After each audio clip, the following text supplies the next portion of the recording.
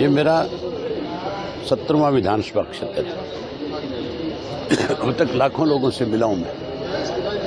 हर आदमी प्रदेश का जो है इस सरकार को बदलना चाहता है, परिवर्तन चाहता है। लोगों को अब तक ये जगह नहीं मिल रही थी कि हम किसको अपना वोट डाल करके परिवर्तन करें, किसको आने वाले समय में प्रदेश की बागडोर सौंपे। क्योंकि कांग्रेस जो पार्टी है वो आपस के अंदर इतना ज्यादा खिंचाव में है कि एक दूसरे को कमजोर करने में लगे हुए हैं, केवल अपना वर्चस्व बनाने में लगे हुए हैं। इसलिए लोगों का भरोसा कांग्रेस से उठा है।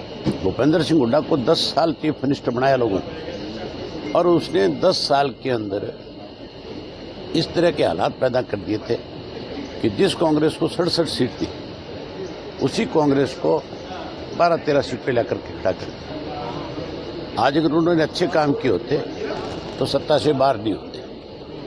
अब लोगों ने एक फैसला कर लिया, मन बना लिया जब से हमने ये परिवर्तन यात्रा शुरू करी है कि हम चौधरी देवीलाल की नीतियों की सरकार बनाएंगे।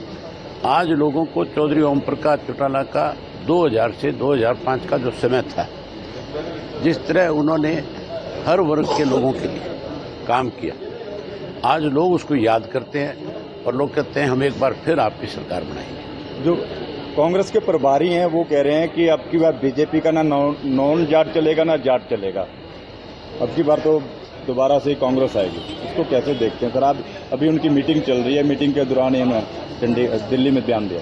कांग्रेस के लोग तो यही कहेंगे कि हम सत्ता में आएंगे, लेकिन कांग्रेस को बहुत लंबे समय तक लोगों ने सत्ता सौंप करके रखी। कांग्रेस ने अगर ठीक ठाक ढंग से काम किया होता तो कांग्रेस सत्ता से बाहर नहीं हो सकती। सन 1986 में कांग्रेस का जो फैसला था उसकी वजह से 87 में सत्ता से बाहर जाना पड़ा, और उसके बाद फिर दोबारा लोगों ने कांग्रेस को एक बार हरियाणा में सत्ता सौंपी। फिर कांग्रेस ने जो है उसी तरह के काम किए। आज भी कांग्रेस जो है प्रदेश के लोगों को लूटती है, और लूटने की वजह से भूपेंद्र सिंह हुड्डा जैसे लोगों के हाथ में जब बागडोर आई, आज देखा नहीं उसके साथ जो कांग्रेस में एमएलए थे किस तरह ईडी की रेड उनके ऊपर आती है, किस तरह से आज उनको सामना करना पड़ता है इन सब चीजों का। ये सारी चीजें उस लूट का हिस्सा है। हमने 400 पेज के भूपेंद्र सिंह हुड्डा के राज की जो कमियां और खामियां थी, जो लूट थी, उसकी एक 4 सीट हरियाणा गवर्नमेंट को दी थी, इसी चीफ मिनिस्टर को, मनोहर लाल खट्टर को। खट्टर ने उसके ऊपर कार्रवाई करने की बजाय ठंडे बस्ते में रख रखी है। जैसे ही हमारी सरकार बनेगी हम मनोहर लाल खट्टर की सरकार का भी हिसाब करेंगे और भूपेंद्र सिंह हुड्डा के राज में जो लूट हुई थी उसकी भी इंक्वायरी कराएंगे। बात मामले को लेकर आज हाईकोर्ट में स्टे हुआ है डैमेनेशन को लेकर, जो ये तो हाईकोर्ट ने स्वयं संज्ञान लिया। जिस तरह से मेवात के अंदर सरकार का फेलियर था, एक इंस्पेक्टर सीआईडी का है, उसका ये बयान आया हुआ है।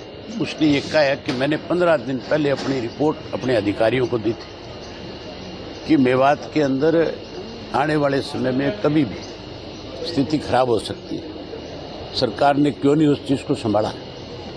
ये सरकार की जिम्मेवारी बनती थी। सरकार ने संभालने के बजाय जानबूझ करके ये आग लगाई, ये नुकसान किया, और जब सरकार की पोल खुल गई तो उस बात को दबाने के लिए फिर बुलडोजर का इस्तेमाल करना शुरू कर दिया। बेकसूर लोगों के घर तोड़ने शुरू कर दिए, लोगों में दहशत फैलानी शुरू कर दी। उत्तर प्रदेश बनाना चाहते हैं हरियाणा प्रदेश को, कि जैसे उत्तर प्रदेश के अंदर जंगल का राज है। आज जहां मर्जी जिस मर्जी इसकी मर्जी, उन्होंने इस तरह का एक एक्ट बना रखा है जिस एक्ट के तहत किसी के घर पे बुलडोजर चला देते हैं, कोई पूछने वाला नहीं है।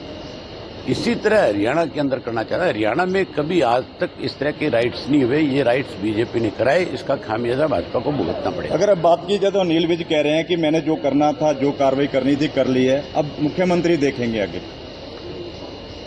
विज और मुख्यमंत्री दोनों एक ही कैटेगरी के लोग हैं, इनको प्रदेश से कोई मतलब नहीं है।